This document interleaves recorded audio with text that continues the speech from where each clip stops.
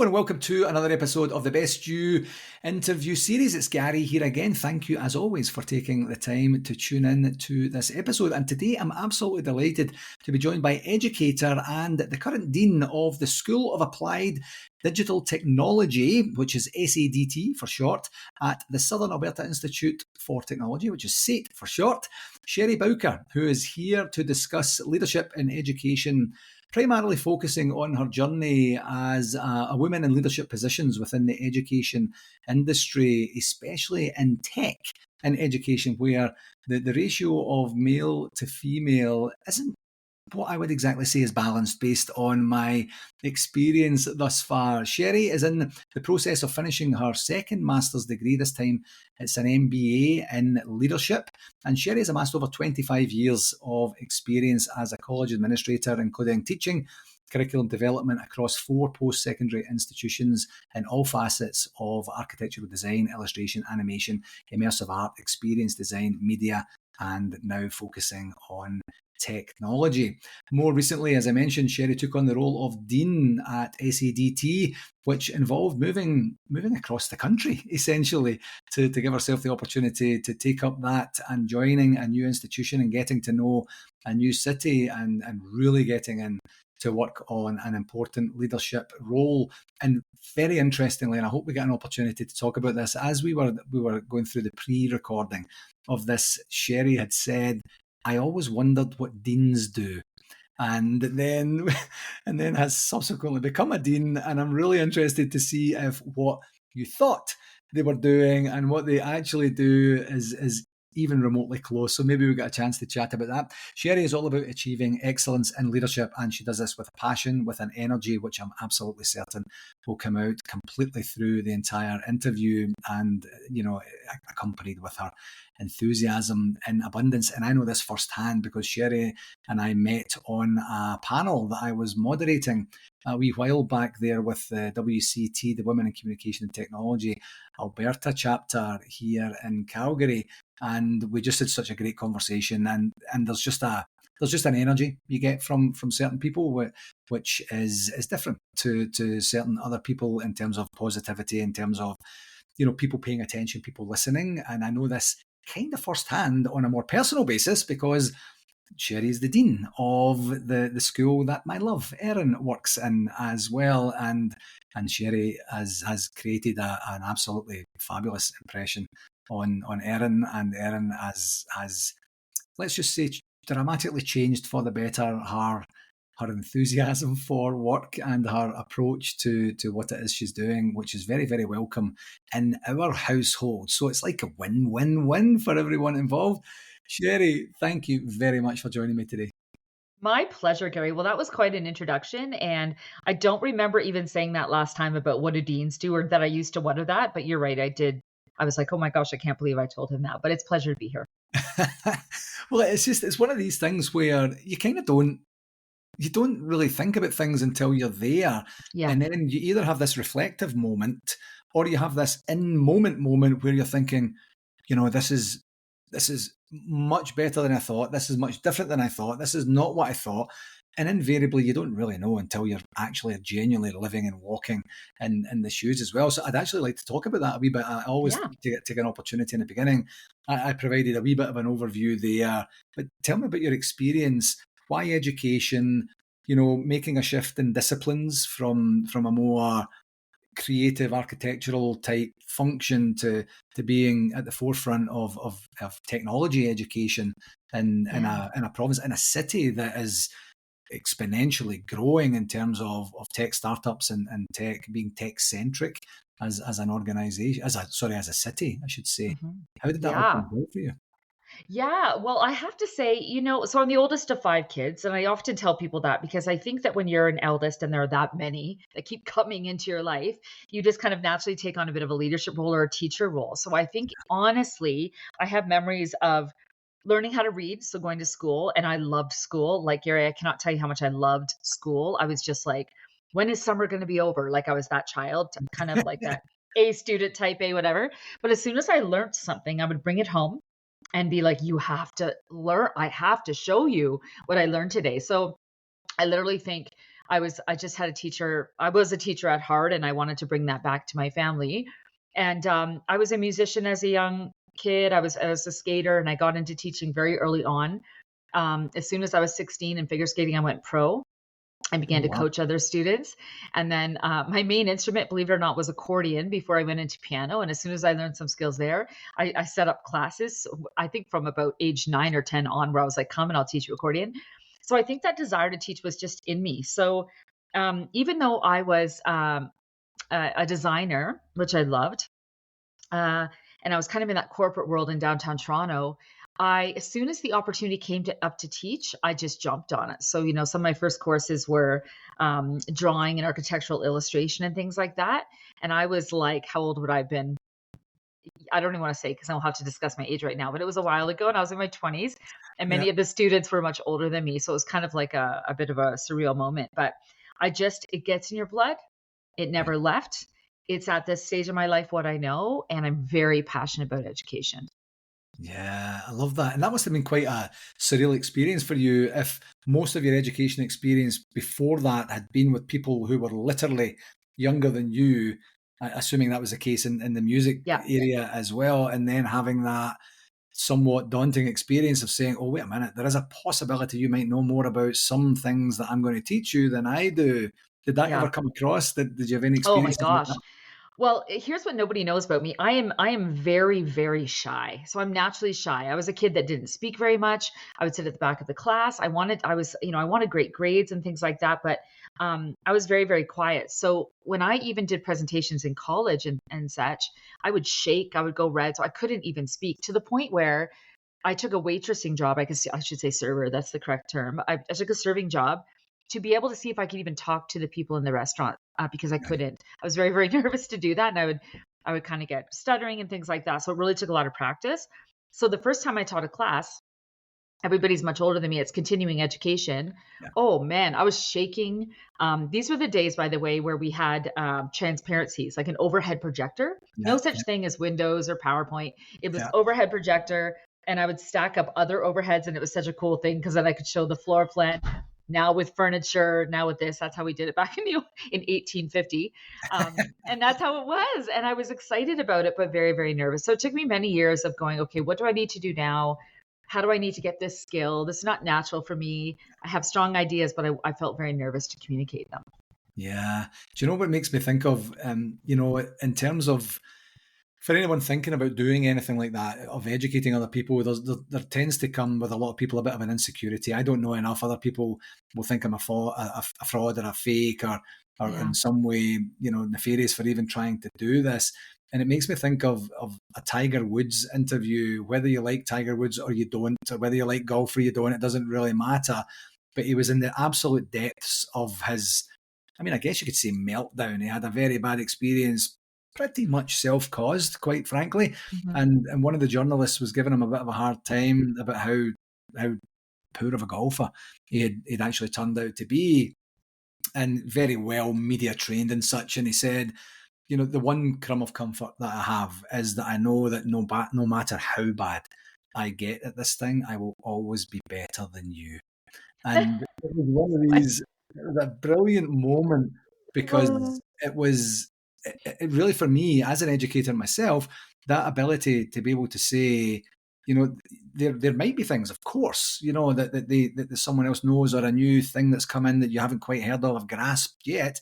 But mm, I know what the curriculum is. I know what your experience in your journey thus far has been. I know how to get this information across to you. I know how important this can be for the thing you're pursuing, whether it's a certificate or a degree or whatever that looks like. And if you trust me with this information, I'm going to give you a good experience. You're going to get exactly what you need. And that's what I want for every educator out there. Because my yeah. inspiration back in the day it was basically bad teachers, and not so Yep. much in terms of they were bad people. It was a delivery thing. There was no Yeah. storytelling. There was no entertainment or anything. And then I had a couple of animated teachers, and I thought, "Ooh, I would love to give people that type and Yeah. style of experience." I call it now edutainment, where we Oh, will I get love through that. the curriculum. We'll get through the Yeah. curriculum, and we're going to have a laugh. If you don't want to have a laugh, this is going to be a long couple of days for you. But like those sorts of things. So it's great to see the different types and styles of education. So Yeah. you then get to being in the administration side, the leadership side of education. How did that How did I did that shift? yeah, did was it Yeah. what was your experience like? Was it more or less enjoyable? Did you feel the influence that you were hoping to feel when you moved over? So interesting. There was somewhere when I was kind of in, I don't even want to say middle earth because I don't see positions as hierarchical. I honestly don't. I really think that the higher you go, and I put quotations around that, really you should be the foundation of a home. You really should be that structure that holds everything else up. And I just believe in that so wholly. Um, but when I became a chair in Lethbridge, so I did live in Lethbridge for a while and I worked there. And that was a mission of mine to move into kind of program coordinator. I had a real innovative vision. I wanted to build a school badly. And I was very interested in technology. And so where I was a designer and illustrating, I'd had an illustration background as well. I started to realize that game engines should be able to do a lot of what we needed in architecture and design. And so I became obsessed with 3D modeling and gamifying architecture. That's my Yeah, tech love. And yeah, I love software. So I just love figuring it out. I love coding. I love those things. But that wasn't passionate. I wasn't passionate about being a chair. It was more about the innovation of building a school. We yeah, developed a couple new programs and put the School of Spatial Design Technologies together. Um, so I made the shift because I believed in these things for design. So I'll say that that's kind of how I had that direction where I went. But as I got there, like you said, you have good teachers and bad teachers, and it makes you think, oh, I wonder if, I became interesting. I became increasingly interested in leadership. What yeah, would a good associate dean look like? What would they do? How would they speak to the team? How would they motivate other people that were doing things? So I did have a bit of an associate dean role stint back in Ontario.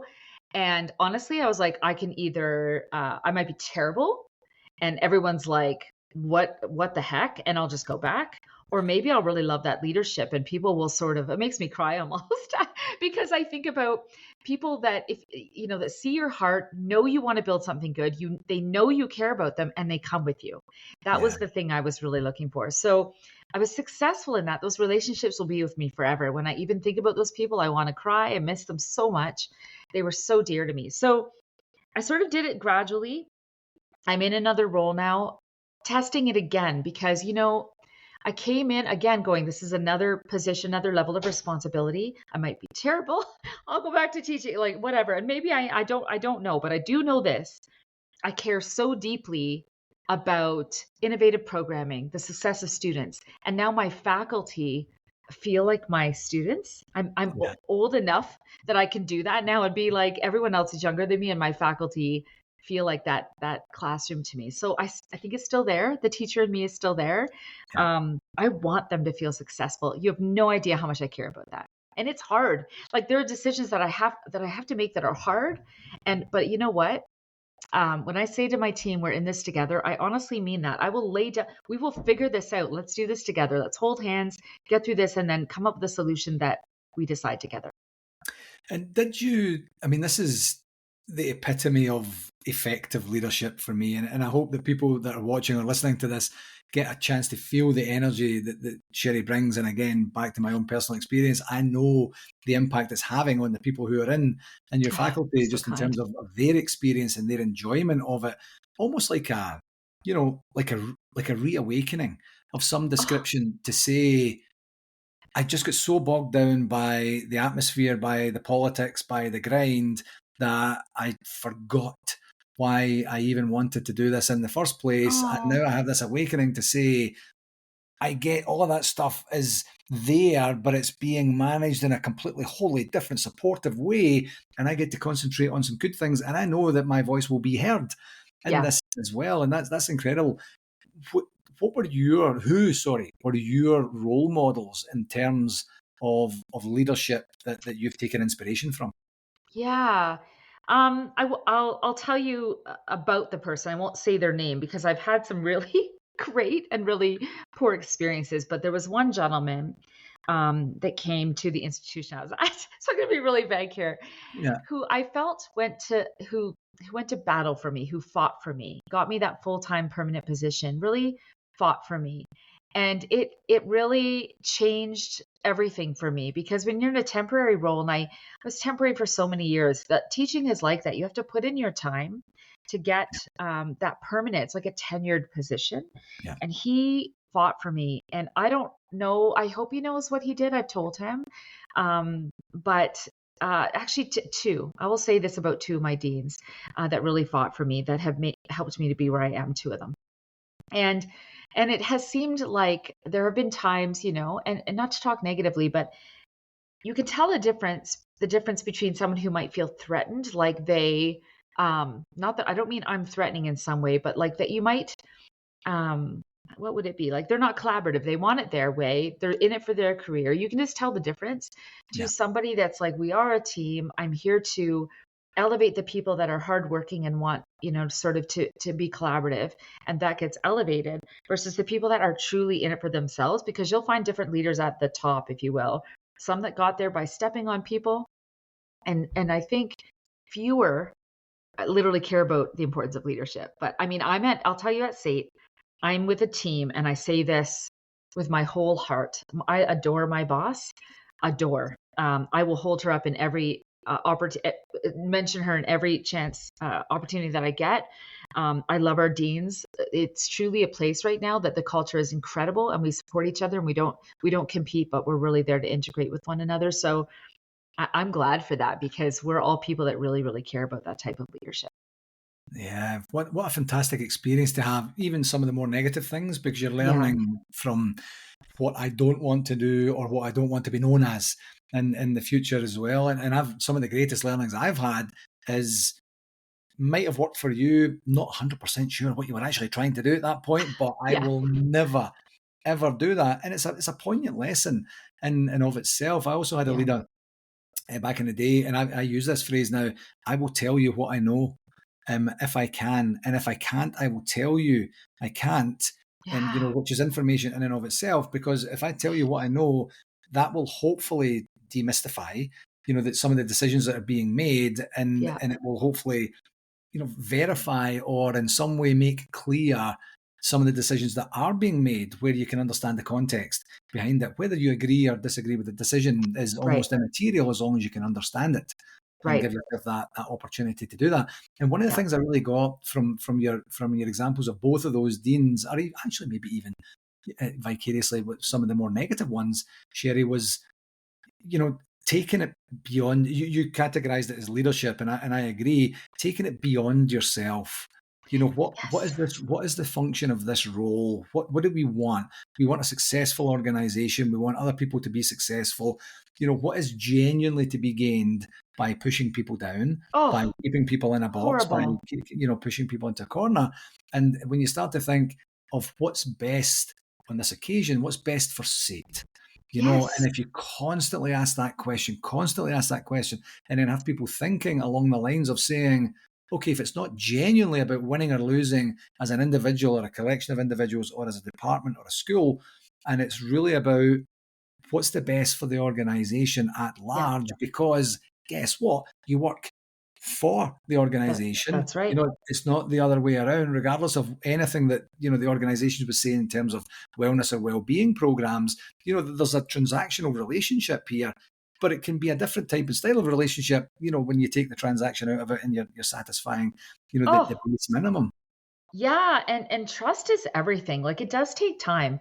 I'm overwhelmed and grateful, and just I do think there's trust in our school now. Like, and Yeah. it's been a year, and what a year it's been. And somebody, oh, I get emotional when I talk about leadership. I don't know what it is, but somebody on my 1 year anniversary said, "Congratulations." He's on our team, one of our faculty said, it feels like yesterday, or like you just started, and it also feels like you've been here forever.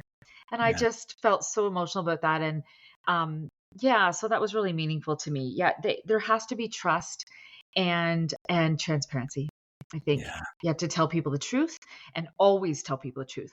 Always tell them the truth. Like, if you can't do something, it's just in my DNA. Like, people that don't say the truth drive me crazy. I don't understand it at all. Like, just say the truth. If you can't say the truth, just say, I can't say anything.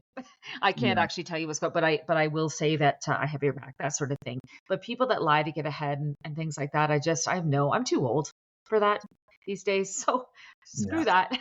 I think we need to be in this together, building something great, because we say we're here for students and for education, and I believe that about our faculty. So as leaders, we need to be literally living that as well. Definitely. Yeah. So the switch to technology and a technology focused school, you mentioned earlier that you always had a fascination in terms of where software could fit in and then using artistry and gamification and such. Education has a pivotal role to play in the ongoing technology.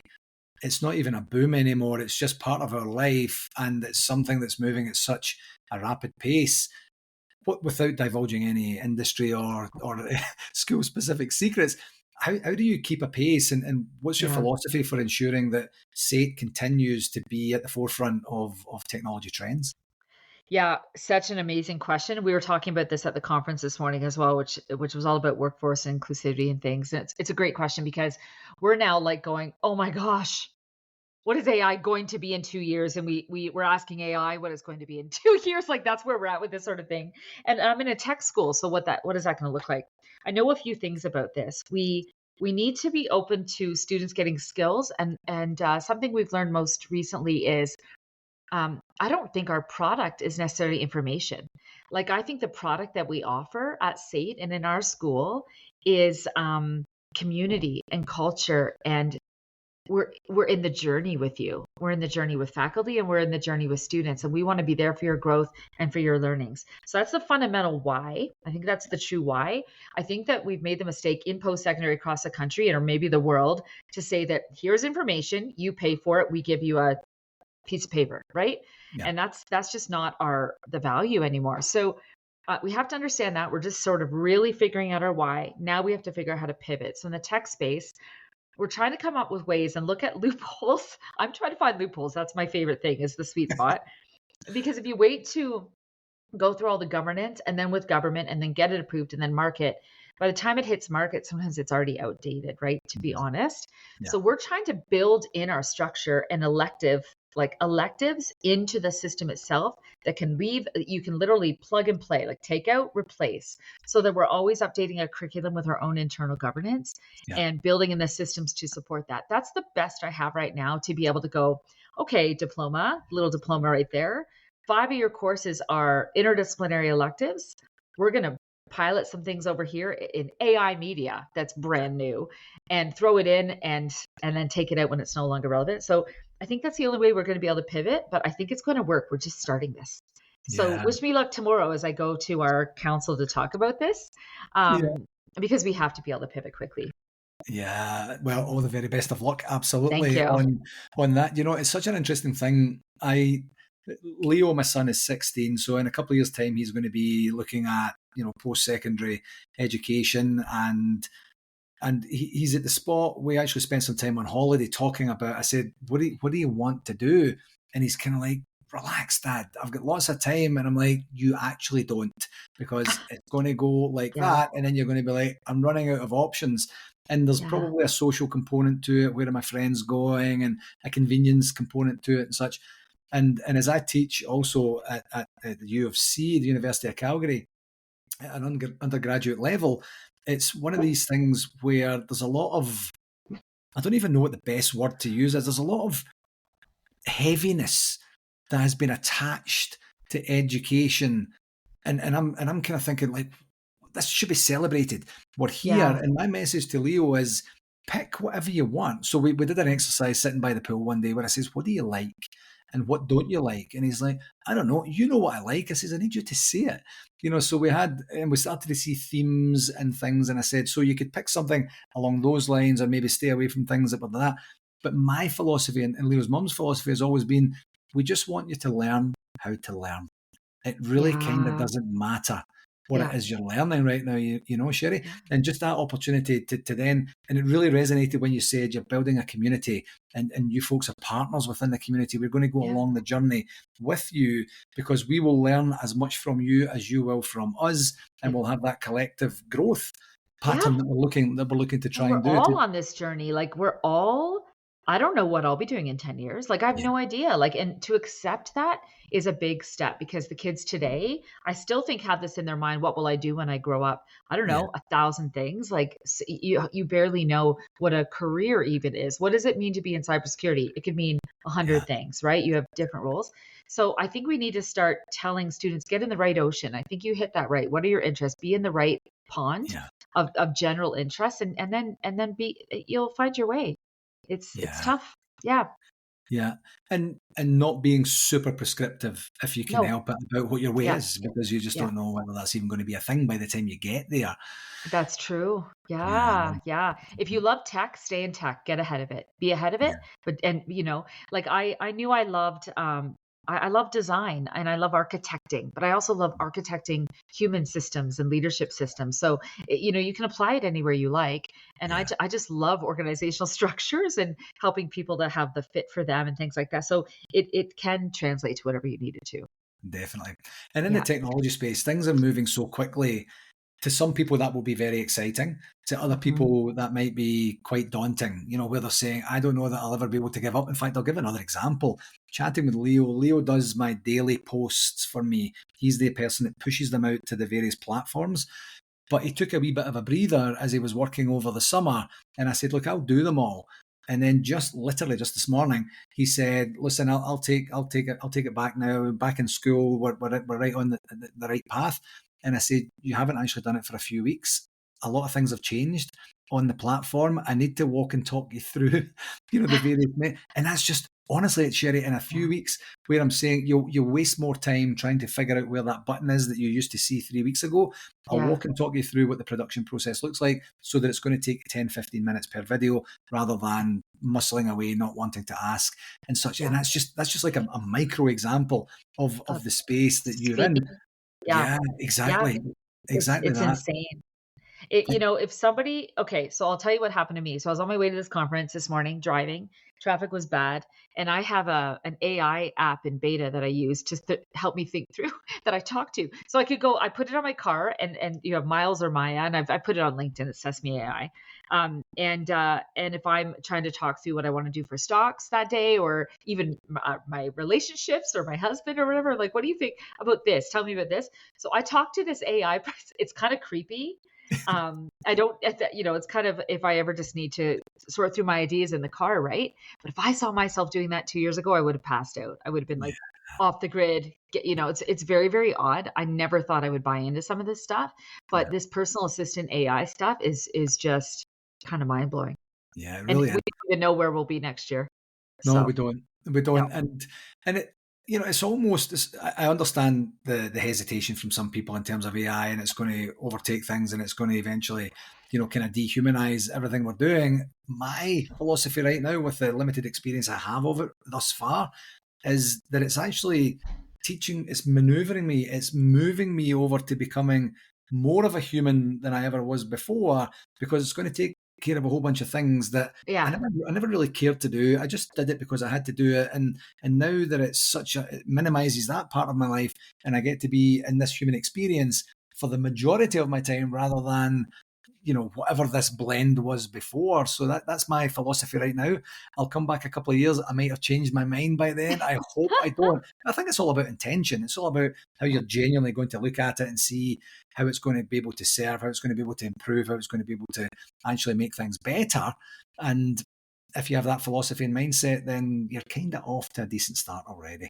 that's right. And you're ahead of it. And then you can be part of the ethics of it. And you can be part of the bigger decisions around it, which I'm thinking a lot about. So it's quite an honor to be in that space. Yeah, we get a little afraid sometimes. It's a very weird landscape in post secondary right now in higher education. But honestly, better to be on the front side. It's better Yeah. to be on the front side and go with the flow, right? Definitely, definitely. Yeah. So, in terms of technology, I mentioned earlier about being a woman in a male cultured environment. I learned that phrase a wee bit earlier. I think I'm going to use that from now on instead of male dominated and a Okay. male cultured environment. You Yeah. know, what's your philosophies on trying to attract more females into the tech space? And have you seen any early? It's not Mm. early stage successes. There are an abundance of women there, but not as much as there should be. Is there something that you're doing specifically that gives the opportunity for it to be more more even just under consideration, whereas it previously might not have been? Yeah. I think a lot of it is about exposure and opportunity. So we're trying to set some pathways in place, and have an entire class come to Cybersecurity Day, sort of thing. So an entire class comes, maybe it's grade 8, maybe it's grade 10, and it's in some of those formative years, I guess, if you will. It's the exposure of that experience, I think, that will be remembered. And so creating those experiences, I think, are the most powerful things we can do for kids that are younger, rather than on the back end and trying to force the numbers to be equal. I think we need to start way earlier than we do. And I think if we do that, the natural inclination towards interest will happen. Yeah. I don't think I mentioned this so far in this, but I started out in math and computer science. So I went to University of Waterloo as a mathematics major, and I'll tell you, it was not a time for women in 1990 in mathematics and computer science. I think there were 400 people in my class, and if I recall, I tell this story to everyone. I'm sure it wasn't for women, for girls, for ladies, but that's sure what it felt like. I was not in a group that made a lot of sense, and the same was true in construction because I was a project manager early on in my career. Design just turned into project management, and I was working with contractors, and I would go to trade shows and I would get called honey, or I go to Home Depot and I would say, hi, I need this floor because I was going to lay it. And they would look to my husband and and I was like, okay. So it exists all the time. Yeah. However, so my solution for this is exposure, collaborative projects, finding the gaps in between the programs. So we have a capstone course, Proj 309, that is a collaborative interdisciplinary capstone. So it sort of forces our software students and our ITS students to work with our graphic design students on a project for a single solution. And they get to see each other's worlds and have a broader perspective. To me, that's the way, because it opens up the doors in your mind before we have to open up the physical doors. Like, I think it opens up kids' minds. And for me, that's my goal. Yeah, and essentially normalizing the choice that you would have at some point in the future, and not have people say what now? When they're Yeah. saying, "Oh yeah, I remember you talked about that after you went to the open house or the Yeah. the class for a week, or whatever the structure could Yeah. be," and having that so that it becomes more of as I say, yeah, more of a normalized conversation, so that they can actually intentionally go on that path to giving Yeah. themselves And opportunity. they know it's possible. So we thankfully, where our percentages, like, you're going to have fields, like I'm thinking of our IT program or whatever. It certainly is male dominated, but it's encouraging how many females are in that program now. So we are seeing that. Certainly enough to allow people to think I could also, so there's representation, they could Yeah, also do it. We might never get to 50-50, and actually that's okay, because people have yeah, different interests, and we want them to be in the right ocean for them or whatever. But yeah, knowing that we have these much higher percentages does open the door for people that really want to be there. And I think that those ladies are out there. yeah. It's been quite encouraging how we've seen the shift. That wouldn't have been the case 10, 15 years ago. Yeah. What do you Yeah. think women bring to the technology space that would help enhance Mm. the industry? Ooh, we should grab a glass of wine for this question, Gary. It's interesting, we're equal but different in some cases, and I think there, generally speaking, this is obviously I'm making a broad statement, but generally speaking, females have a bit of, when you see them in a project, they tend to have a bit of an organizational structure, and they put structure to things. Uh, they sort of nest it out. So they're sort of, have we thought of this? Have we thought of that? Did we get this done? Did we get this done? So they can keep a group on track. Yeah, I see that even in my MBA, everything is teamwork, and I'm like, oh, I've got a team. I've got a team of all guys, and trust me, I'm the one that's like, we got to get this date done, and so there's certainly differences there. Again, not always the case. I have a son who's very organized, um, but I think they bring that to the table. And when you're thinking about the tech space, that is a key yeah, skill, and an idea to turn into a business yeah, requires that sense of organization. So I'm very excited what will happen in that entrepreneurial space with some of our students and these diverse teams that have come together, because we have some opportunities that I can't even talk about today that are coming, that are so exciting for students that want to start some really cool businesses in Calgary. So, and that will be uh, really interesting teams that have come together from Capstone. Fabulous. So that's exciting. I'm Mhm. looking forward to hearing about that. Yeah.